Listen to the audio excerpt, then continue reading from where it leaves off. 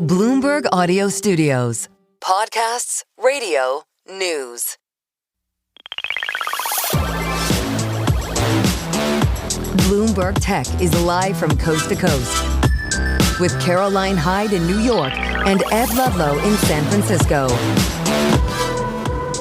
This is Bloomberg Tech. Coming up, TSMC posts a strong forecast and results, lifting peers, a sign that demand related to AI remains robust. Just as OpenAI focuses on its infrastructure, striking a deal with Cerebras for compute and hunting for hardware partners across data centers and consumer devices. And the mayor of New York City is suing a delivery tech company, accusing it of breaking local worker protection laws. We'll get into that in a moment, but first we check in on where the markets are. And actually, we're managing to rally in the Nasdaq 100 after 2 days of losses. It's all about that TSMC headline that you were just discussing, Ed, and the rejuvenation in maybe wading back into these key AI names. NVIDIA, indeed, one of the key points rides is higher. Bitcoin, though, not feeling much of the love. There's also a delay to a key Senate markup on the market structure bill, so that's putting some pressure on the ecosystem more generally. But watch for crypto, but you're looking at TSMC. Yeah, the world's most important chip contract manufacturer telling us capital expenditures up to $56 billion this year.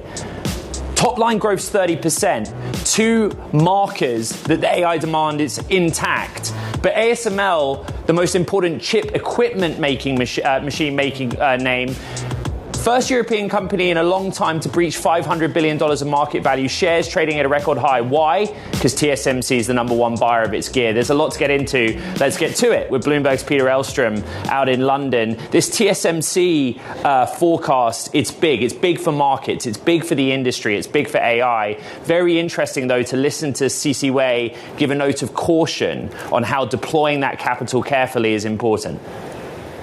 Yeah, that's right. The earnings report from TSMC was very, very strong. As you said, they forecast that revenue is going to be up close to 30% this year. As you mentioned, they're boosting their CapEx outlook too. It's going up more than 35% at the high end of that range, up to $56 billion. As you say, that's from $40.9 billion last year. So it's a big boost. It's very clear who's going to benefit from this. As you mentioned, ASML is one of the big beneficiaries. Its shares were up to a record today. Applied Materials up today to a record. KLA is also up to a record. So you see that these chip equipment makers are definitely benefiting from this. But as you suggested, C.C. Wei in the call afterwards was not exuberant about this. He was not reassuring in all respects about the AI trade. Somebody asked him directly, do you think that we're in an AI bubble at this point? And he said, yes, you're asking us whether the AI demand is real. So beyond the capital spending, is demand on the other side? And he said, I'm very nervous about this. He said, we're investing $52 to $56 billion. If we don't do it carefully, there could be a big disaster for TSMC. Just to be clear, TSMC is the one that's spending tens of billions of dollars for these new fabs that are going to come online 2 or 3 years down the line. NVIDIA is not doing that. NVIDIA is just buying chips from them. As is Apple, and makes its chips via TSMC, one of its biggest revenue drivers, and is also trying to steer us as to where the memory story goes as well. Peter, how did you hear about whether or not that's going to impact high-end phones at least? Yeah, you're touching on a very important point. There has been a shortage of memory chips, especially for some of these consumer electronics, smartphones and the like. That's partly because there's so much demand for the AI to pair the memory chips with AI that's squeezing up a lot of the capacity that's out there from Samsung and SK Hynix and Micron in particular. So that's driving up prices. C.C. Wei was asked about that. He said that he thinks it's going to be manageable going forward. That is a big issue, though, especially for smartphones and consumer electronics. Peter, a lead-edge chip fab is a fixed cost, $15 to $25 billion. It takes several years to come online, and you can't know what the demand will be when it does come online, right? No one has a crystal ball. But a part of this is geopolitics. TSMC is at the heart of trade talks between the US and Taiwan and is under pressure to put more capacity in this country, the United States. Yeah, you're touching on a very important point. Maybe let's start with the company challenge here. Historically, TSMC has done all of its important manufacturing in Taiwan. It's easier. It's a very contained location where their engineers can share intelligence across the country, across the island. And now they're trying to also build in the United States, and they're building more and more fabs. So right now, the U.S. and Taiwanese officials are talking about a trade deal that would lower some of the tariffs for Taiwanese goods going into the United States. States. As part of that deal, we understand that TSMC will probably step up its investments in the United States. They're talking about adding 4 or 5 fabs on top of the existing ones that they already plan to build. So TSMC has said, we don't want to do our most cutting-edge chips in the United States, but they are increasing capacity there. That'll be part of this deal we anticipate that could come out publicly over the next week or so. Bloomberg's Peter Elstrom, thanks so much for the breakdown. Let's turn our attention to New York City Mayor now, Zohran Mamdani. He's keeping his promise on focusing on better working conditions and pay for food delivery drivers. Now, the city is accusing DoorDash and Uber of depriving workers of more than $550 million in tips due to changes in their apps. But NYC is even looking to shut down a company called MotoClick, a behind-the-scenes delivery tech company that works with these big platforms, accusing it of breaking local worker protection laws. Bloomberg's Miles Miller has the latest, and MotoClick is the focus for you. What's it been up to? Yeah, according to the mayor's office, MotoClick has not been paying the required minimum wage rate and has been deducting canceled and refund orders directly from these workers' paycheck. The city filing a lawsuit in a state Supreme Court here in New York City and say that these practices left some of these couriers owing money to the company, and they say that they work with Uber and Grubhub and DoorDash. What is central here is that this is the new focus of the new mayor, primarily focus on the gig economy and food and delivery tech, and really making sure that these new laws that protect these workers, whether it be wages, whether it be other fairness issues, are top of mind and front and center. That is what he is announcing today, and he is putting the onus on these companies, doing really an education campaign to make sure that these companies know how they should protect their workers. What we know is that this company in particular, MotoClick, integrates their point of service programs or point of sale programs to generate orders from photographs of receipts, really the last mile of that delivery until it gets to your home. We know that this is really a focus of the mayor's office because he's appointed a former head of the enforcement division of the FTC, as well as Julie Su, the former labor commissioner, and he's been labor secretary for President Biden, and he's also getting a lot of advice from Lena Khan, who, of course, ran the FTC and was very critical of fees, and more importantly, the fees of these kind of app companies and what they do. Bloomberg's Miles Miller, thank you very much. And Caro, you and I have reflected on this story in the last couple of days. The main thing the audience needs to know is that come January 26th, in that state, or city at least, there is new laws. It's codified, the set of rules that protect the issue that Miles has just been outlining. Yeah, MotoClick is one issue, and quite a significant step that even a city would look to shut a company down. Right. But also what's been being reported on is the fact that DoorDash and Uber made changes to their own apps, and when you pay a tip, many would say it's rational to pay the tip after the service, but it's meant that those tips have come way down for some of these drivers, and they're being accused of costing drivers about $550 million in tips. So something that they're going to have to navigate and narrate as the story continues. We asked, what would New York's new mayor do with the tech industry? This is a sort of early play of what his intentions are. Now, coming up on Bloomberg Tech, OpenAI ramps up its real-world ambitions, looking to shore up US hardware supply chains for future devices. We have more on that next. This is Bloomberg Tech. OpenAI, well, it's looking to bolster its US hardware supply chain. This company looks to find partners for its push into consumer devices, into robotics, and also, of course, into data centers. And the ChatGPT maker has put out requests for proposals from various component companies in the United States.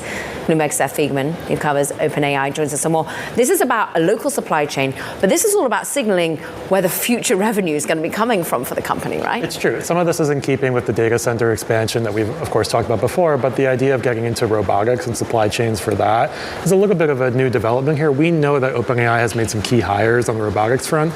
They haven't really said too much about it in recent months, and this is the first real signal in a while that they're serious about it and serious about focusing manufacturing for it in the US. Now, I will say what's interesting is there's the hardware element of it, but also they're focusing a lot on the software and building the brains behind these AI robots. Are we looking for clues, Seth, of what a consumer-facing device looks like from OpenAI, what form factor is. As far as I can tell, we're still a little bit in the dark there. I think we are, and to be honest, it feels like OpenAI might also still be a little bit in the dark here. I mean, the last remarks that we heard from Jony Ive since his company was acquired by them is that there's a dozen or more different design possibilities here for it, and he's almost overwhelmed by the different possibilities here. But it seems like it might be a subtle device, and I think most folks are expecting something in the next year. Bloomberg's Seth Figerman, who's our AI editor leading the team there. Thank you so much. Let's stay with OpenAI. The company has signed a multi-year hardware deal with Cerebras, giving OpenAI access to 750 megawatts of computing power. According to sources, the agreement is valued at more than $10 billion and would expand OpenAI's efforts in AI infrastructure build-out. Let's get to Bloomberg senior tech editor Mike Shepard. Mike, what do we need to know? Well, this is just the latest massive data center deal that OpenAI has inked over the past year. In 2025, we saw them sign a 10-gigawatt deal with NVIDIA, valued at roughly $100 billion, and a 6-gigawatt deal with AMD. So this is just another instance of them looking for more hardware suppliers. And it's just another sign that the demand for infrastructure is still there, especially on the hyperscaler side. For Cerebras, this is a big moment. This is the deal that the CEO, Andrew Feldman, who has been on this program before, says will launch the company into the big leagues. They say that their technology runs as quickly and more efficiently than NVIDIA's, and they are really trying to challenge the market leader in this space for AI chips and AI hardware. And what they're looking to do now is perhaps expand on that. And the company is also in talks for a capital raise of as much as $1 billion that would take their total valuation to $22 billion. Now, this deal is not complete on the raise, but it certainly is drawing more attention to a company that is trying to establish itself as a real market competitor to AMD and NVIDIA in this area of AI chips. Bloomberg's Mike Shepard, thank you very much. There's many more news stories out there today in the world of tech. Caro. There are. It's time now for Talking Tech. Ed, first up, Alibaba is looking to unify its various services in its AI app, Qwen. The company is looking to connect the likes of Taobao, Alipay, Fliggy to the Qwen app, offering users just one single platform to shop, to book travel, to pay for services with the help of AI. Plus Amazon, well, it's challenging Saks' Chapter 11 filing, claiming the luxury retailer breached a deal tied to selling Saks products on Amazon, and that its equity stake is now presumptively worthless. Saks is seeking court approval to access as much as $1.75 billion in financing to pay vendors, payroll, and other expenses. And Elon Musk's XAI, well, it's disabled the ability for users to generate sexualized images of real people using its Grok AI chatbot. In a post on X, and the company says it has, quote, zero tolerance for any forms of child sexual exploitation, non-consensual nudity, and unwanted sexual content. The changes apply to all users on X when using Grok, and they include premium subscribers. Ed. Okay, coming up, a grid operator cuts its power demand forecast, offering a reality check to the AI boom. That conversation's next. This is Bloomberg Tech.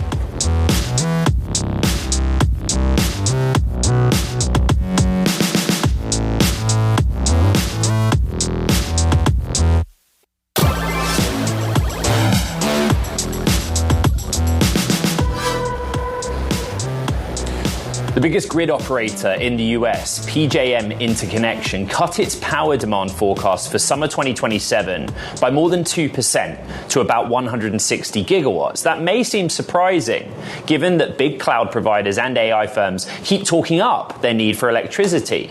And even more so when you consider that PJM manages the region which includes data center heavy Northern Virginia. So what does all this mean? Let's bring in Mehdi Pariavi, CEO of the Washington, D.C. based International Data Center Authority, a think tank, but also global advisor on data centers. This data set is really important. Throughout industry, a lot of people have said, keep watching it. But what it indicates is that there is a big difference, right, Mehdi, between those projects announced on data center capacity and those that are actually being built and those that are actually utilizing electricity, not just contracted for it. What do you make of it? Yeah. Yes, we see this happening all the time. What's announced is usually very different from what's actually planned and deployed. So reports need to rely on planned projections, not announced projections.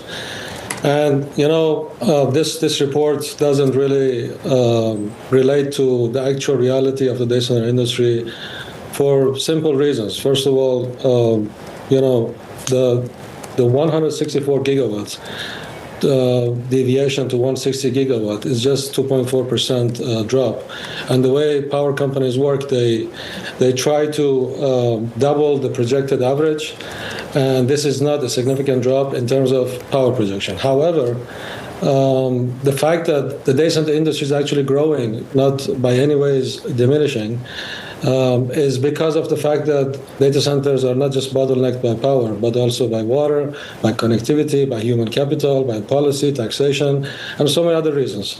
That's why, for example, workforce, there's simply not enough people out there to run data centers. But the most important reasons that this report could be misleading is two reasons. First, chip maturity, because chips are evolving so fast that it became so difficult for data center owners and operators to build data centers fast enough that before they become obsolete. It usually takes 24 months to build a data center, and chips were changing on a monthly basis practically. But in 2026, we're predicting that a lot of maturity and clarity will be provided.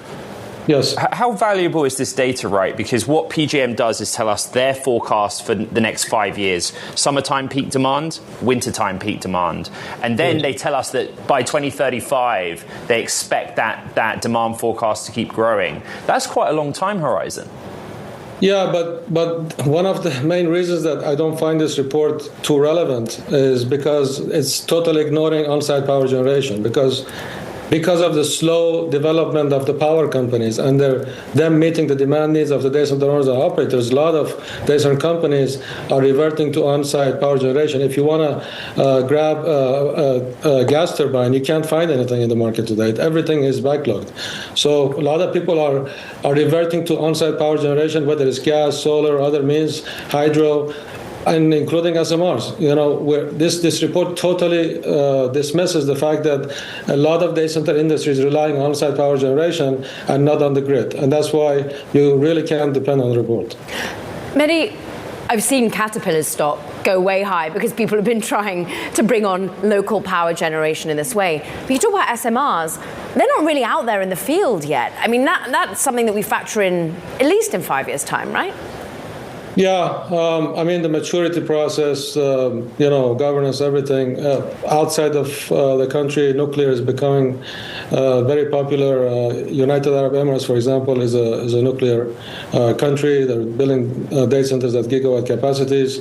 So when you look at the world map, nuclear in general is becoming the solution to go to for data centers, and SMRs for on-site power generation are the way to go.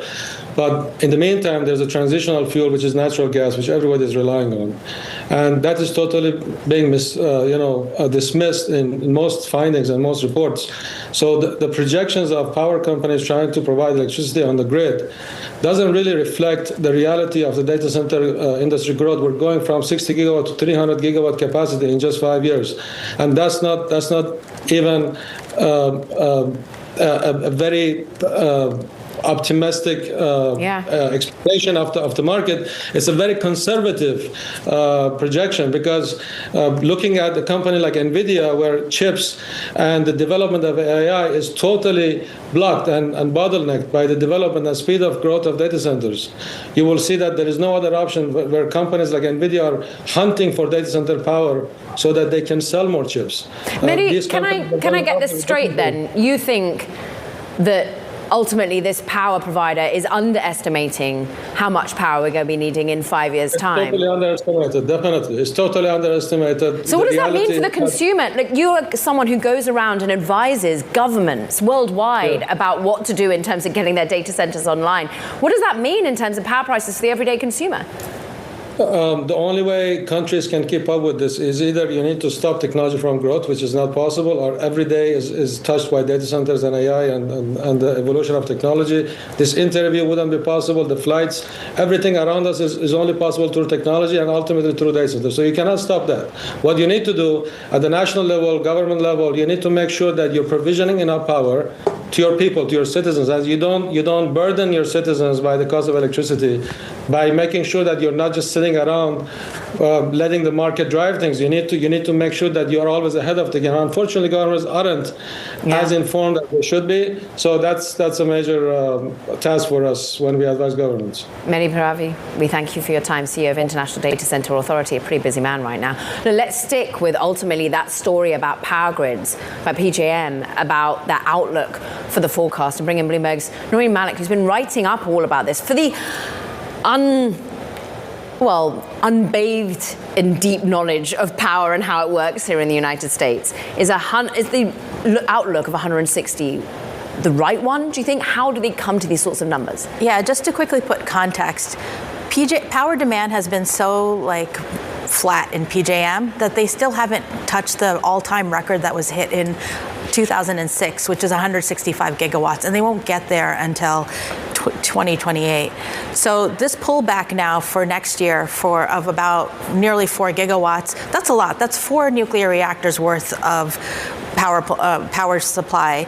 And so I think what PJM is trying to do, this is an industry that is overwhelmed with so many requests to build power plant data centers that can consume as much power as cities. This is all being passed on to consumers, so they're trying to find out what's actually happening and on what timeline. And this is specifically for next year, and that will affect consumers' prices because they had a shortfall of nearly 6 gigawatts in the capacity auction. So now that shortfall is smaller. So it has direct costs on consumers. I think longer term, what you're hearing is right. Those numbers are going to change a lot. We might see a hockey stick type of momentum here. Right. Noreen, real quick, the reason that this data it kind of piques the interest is that PJM goes back and only includes projects that will take some load that they think are actually going to be real and be built. Just explain the methodology they use. Yeah, this is actually a new methodology. They have historically not had that much insight into what's happening on the demand side. They usually look at power generation, but this demand is coming so fast that they went back and while working with utilities, looked at which projects have engineering contracts, construction contracts, and electricity service contracts. So these are more real. That's not to say you can't see more, but you are seeing also a huge scramble to build on-site generation. Bloomberg's Noreen Malik, great reporting. Thank you very much. Coming up, hardware makers, Apple, HP, others feeling the pain of the memory crunch. That's next.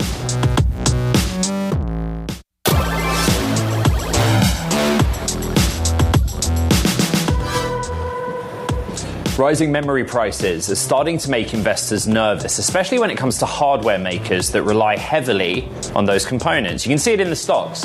Shares of Apple and HP have been under pressure this year. Apple down more than 4% so far in 26. HP down more than 6%. Bloomberg Equities reporter Ryan Vlaselic has been writing about exactly that. The situation is severe demand for memory, storage, and high bandwidth in the data center is making tight supply for everyone else, shooting prices up, but now we're seeing it in the equities, those names that rely on it most. What do we need to know? Hey, good morning. Thanks for having me. So we've been talking a lot about how strong the memory and storage companies have been, especially this year and in recent months. SanDisk, Western Digital, Seagate, Micron. The flip side of that is those other customers for those companies, like you said, HP, Dell to a certain extent, all these companies that make consumer hardware, they are seeing this in the form of higher memory prices, which is having an impact on their margins, on their cost of goods. It's really become something of a major concern for these companies, HP being probably the most prominent example. There's a lot of concern about what is this going to mean for their ability to have favorable prices for PCs, what will raising prices do to demand, what will keeping prices steady do to margins. A lot of concerns there because memory is a pretty big component for building out PCs and smartphones, products like that. What's interesting is we tie it back to TSMC's results. And we hear from the CEO who sort of guided us to the idea that the memory chip price increases actually aren't going to affect perhaps Apple so much, their big customer, because they send high-end phones. But really it's an HP and a Dell story. Is it because they've got less of a margin to be able to take a hit? They have to pass it on to the consumer? Yeah, absolutely. So a lot of these companies have like supply agreements that are probably going to last through the first half of 2026 or so. After that, this equation is going to get a lot tougher. A lot of the rise in these memory prices has occurred over the past several months. So it is something people are worried about, especially as you look into the second half of 2026. And I know we just started, but people are already looking there, really looking at what is this going to mean for their margins and how should we consider them on a valuation basis if you have this suddenly new increased cost in the form of higher memory chips. There is an upside for someone, and that is the memory names themselves. We were just cycling through the charts, right, on a one-year basis. Mm-hmm. Some of those memory names are up hundreds of %, some of them more than 1,000%. This has changed the fortunes and also, I guess, the reputation of some of the names like SanDisk, Western Digital, Seagate, Ryan. Yeah, absolutely. So historically, a lot of these companies traded at much lower multiples because they had a pretty shorter cycle as far as their boom and bust cycle goes. So you would see something like a PC refresh cycle or an iPhone or smartphone upgrade cycle, and you would see a little bit of a boost in the memory prices, and then you'd see it fall back again, and you'd see the stock sort of reacting along that sort of cadence. But now you have these new customers, all these hyperscalers, all of this money that's being spent on AI, that has really changed the kind of equation, the kind of cycle that these companies are operating under. So you've really seen just so much growth coming out of these companies, and it really, so far, it doesn't seem like it's going to stop anytime soon. It seems like memory prices are continuing to be biased upwards, and that just has people being very optimistic about their prospects from here, especially since a lot of these companies continue to trade at a discount to your Nvidias of the world and so forth. Ryan Plastelika, always with some of the most read stories. Thank you very much. Let's get a market analysis now. Ipek Oshkodeshkaya is with us, senior analyst over at Swissquote. And what's really interesting, you've been thinking about some of these bottlenecks, and we think memory is one. We've been thinking about how infrastructure is one of them as well. We're thinking about how power is too, Ipek. How are investors trying to play this? Are they still worried about an AI bubble, or are they still all in on the areas that still are in demand? Well, there are now bottlenecks that are trying to pop, as you say. One is energy, memory chips. We also have a heavy rise in metal prices, especially copper prices, that are pressuring the input prices higher. And these pressure in input prices started to worry investors in many segments. Not all segments are concerned, but many segments, especially hardware companies and data centers, are now feeling the pinch of higher input costs and eventually higher energy prices as well. And one of the other problems is obviously the trade tensions, potential shock to supply chains, and all of that is just playing quite negatively into this AI, the optimistic AI narrative that we had seen over the past 3 years. And then comes TSMC. That sort of eased a lot of that anxiety, saying, look, AI demand, we see it. Sure, we're cautious, but we see it and we build. What does that mean about the ultimate story? How much did optimism get breathed back? Well, it did. TSMC beat estimates. That was not a surprise. That's just another quarter of very strong results from TSMC, and they say that the demand in AI remains strong, and they're building more more chip plants. And that also justifies TSMC's building chip plants outside the United States, in Japan, in Europe, and obviously in the US as well. So the demand remains strong, but building these chip plants and building the data centers requires components, and the supply of components is unfortunately not infinite. So that is going to be a bottleneck, and that's going to be a capacity constraint that could eventually become a headache for the sector and the growth expectations. Ipek, if I showed you a long-term chart of memory spot pricing, it would be for a number of years basically steady, only because of the severity in the surge in the last month. At this juncture, do we need to start talking about the impact of memory, you mentioned energy as well, on inflation, and have a more economic discussion about what this shock, this bottleneck is causing?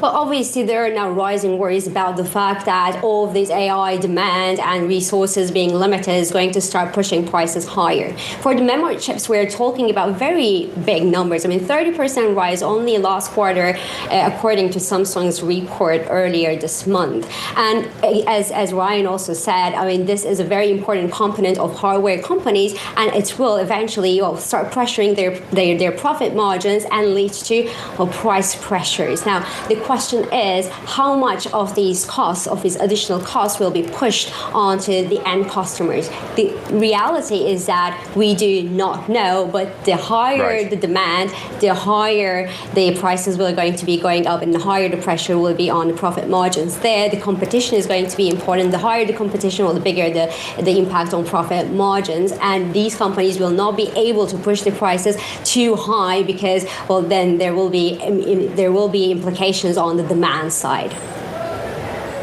The memory bottleneck, is that going to be the talking point of this technology earnings season? Well, yes, I think that is going to be one of the major talking points, along with energy and the metal prices as well. All of these input prices are rising. The other thing that we will be really watching very closely in this earnings season is obviously the headline numbers, but not only, we will be also looking very closely into how the revenues are being booked and how the loans are also being booked, in order to not let the technology companies, build this narrative, but also try to dig into the risk that could be underlying. Ipek, we thank you. Ipek Oskadeshka, great to have you from Swissquote. I mean, we're talking about energy, we're talking about power, and we have some breaking news at the moment, all regarding the offshore wind ban that Trump had imposed. It's been blocked for a second time in the US court. So Equinor has won a ruling to resume a US wind project that had been halted by President Trump. So Ed, this all fits into the context of power, the need for it, but also the clampdown on certain green projects from the current administration. Okay, coming up, 4 astronauts landed safely back on Earth last night in NASA's first ever medical evacuation. But when it comes to space, President Trump is more focused on defense. We'll have the latest on that next. This is Bloomberg Tech.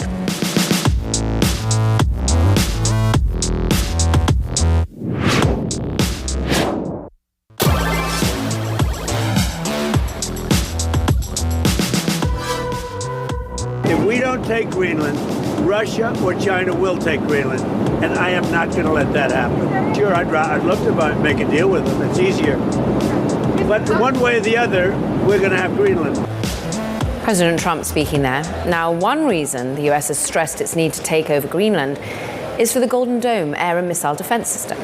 Let's talk about that, the technical difficulties, the challenges, the operations. Laura Crabtree, co-founder and CEO of Epsilon 3, a provider of resource management software for the space industry. And really, you've done such a deep dive on how technically difficult Golden Dome will be to execute from a partner perspective. Talk us through it, Laura.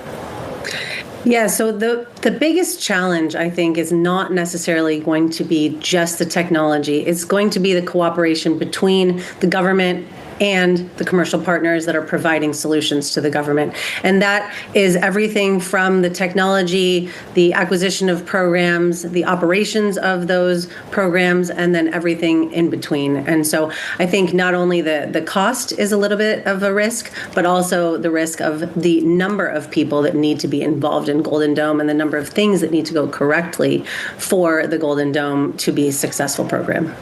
I mean, aside from the fact of the geopolitics of it all, as Secretary Hegseth has been saying that Greenland is vital to US plans to build the Golden Dome missile defense shield in particular. I'm interested in ultimately whether you think it will get pulled off and in what succession. How is your software? How are people thinking about aligning partners?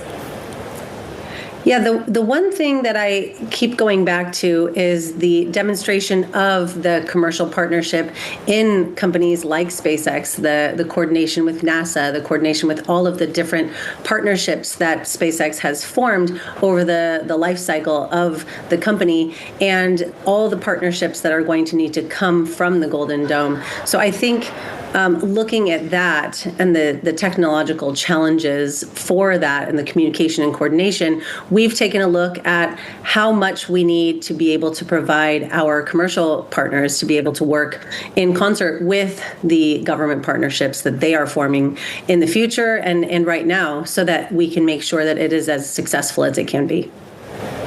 At this stage, Laura, Golden Dome is an idea, a proposal, a plan for missile defense. But increasingly, the focus of the administration, as we discussed at the top, is space as either a war-fighting domain or a critical domain to defense. Leveraging your experience at SpaceX, but currently, what's your assessment of how this administration is going about that as a priority? Well, I think from the discussions I've had, the priority is on acquisition, letting the commercial partners develop technology, and then having the government acquire it. I think there's still some work to be done on acquisition of programs, acquisition of technologies, and then how the partnership actually works between them. And then I think there's probably some financial discussions that also need to be worked out a little bit. But yeah, you're right. It is still in development. So I think a lot of those things are in discussion, and I'm very hopeful that some of the roadblocks that we've seen in the past to government acquisition will be removed going forward. I've got to ask you about a first ISS medical evacuation.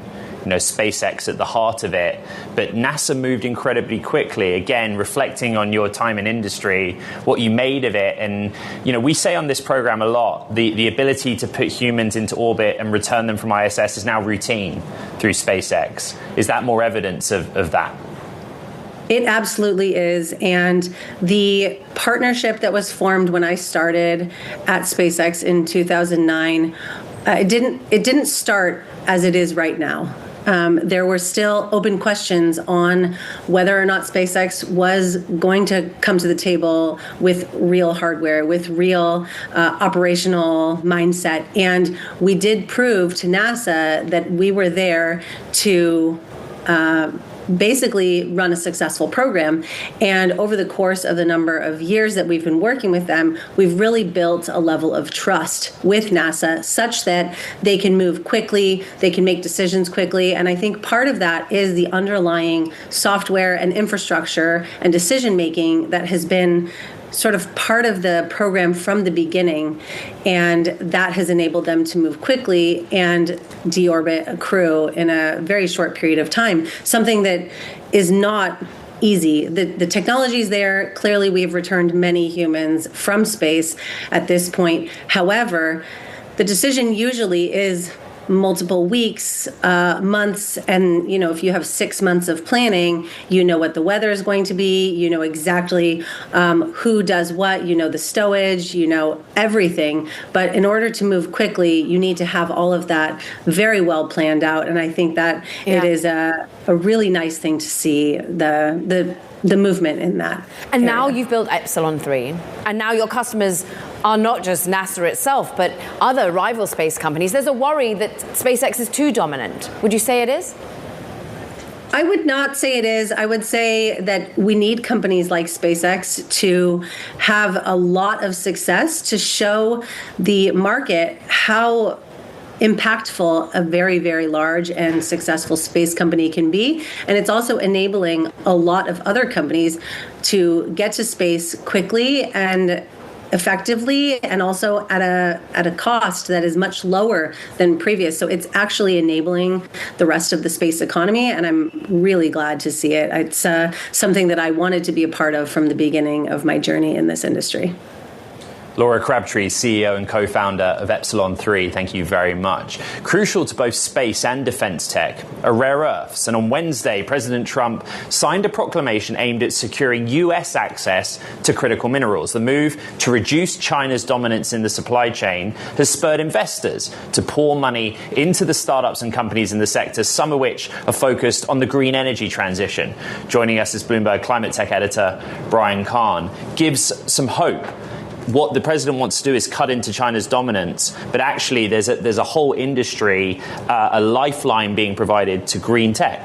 Yeah, that's right. It's definitely, I would say that President Trump is not actually focused on green tech, but there is very much a knock-on effect. Side effect, yeah. A side effect, yeah. And well, for the green tech industry at this point, they'll take it. There's a lot of pushback. We just heard earlier about the offshore wind back and forth. But, there are some wins that are happening. And when it comes to rare earths, that is one of those wins. We've seen by the president putting sort of the weight of the federal government behind it and pushing for this onshoring of the supply chain.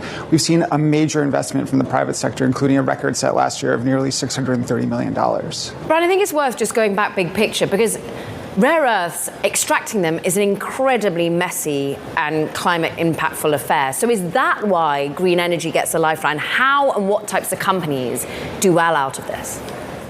I mean, the companies that are going to get a lifeline out of this are, for just one example, EVs. If you look at the rare earth, who's using rare earths, about 22% of all use last year was through EVs, e-bikes, e-mobility, essentially. So those are the kind of companies that can really benefit from seeing a more diverse supply chain. In addition to that, there are other parts of the tech industry writ large that use them, as well as defense. But I'd say, when you're looking at where are the biggest gains that could be made, it's going to be e-mobility that could see the biggest boost from seeing more rare earth production. The national security element, clearly important. Brian, sorry if this is a dumb question, but where is the president going to find these rare earths if he's not going to get them from China? Well, there are a number of ways to kind of get them, and some of the interesting ways that we're seeing some of these companies in the U.S. work is actually looking at mining waste. So there's a company called Phoenix Tailings.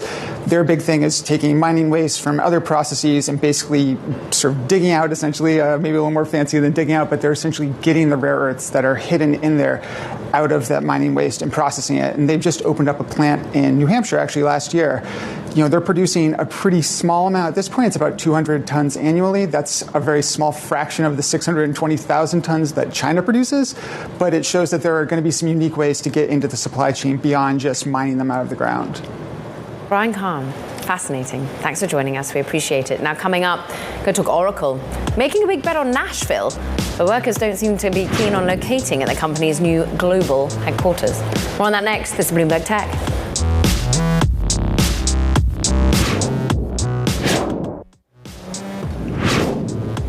Oracle may be an attractive bet for investors, but the company is struggling to lure workers to its new global headquarters in Nashville, Tennessee. Bloomberg's Brody Ford has been covering Oracle's efforts. And what's interesting is, go back a couple of years and Larry Ellison was positioning this as this is going to be World HQ.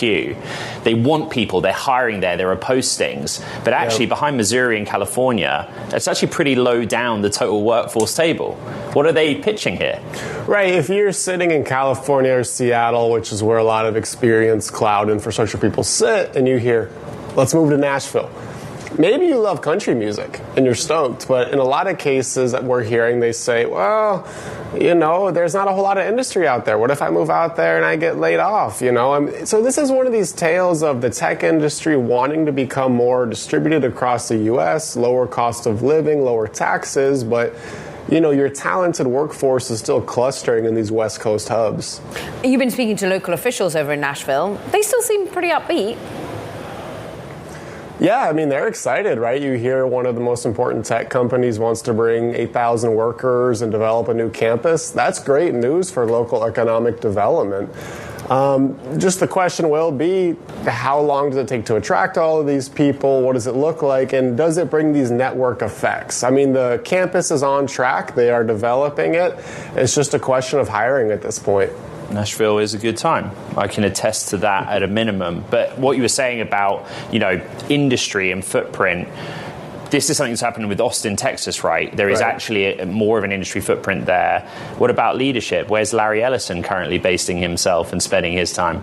Well, that's what's so interesting about the HQ designation, right? Larry Ellison spends most of his time in Hawaii or Florida. Old CEO Safra Catz did as well. What gives Nashville some real credibility, though, is that their new co-CEO, Clay McGuirk, he sits there in Nashville, right? So if you want to cozy up to the boss, you might say, I'm putting on the cowboy hat. Bloomberg's Brody Ford. Who would skip a cowboy hat? That does it for this edition of Bloomberg Tech. It's great to see Brody out there in San Francisco with you, Ed. Right.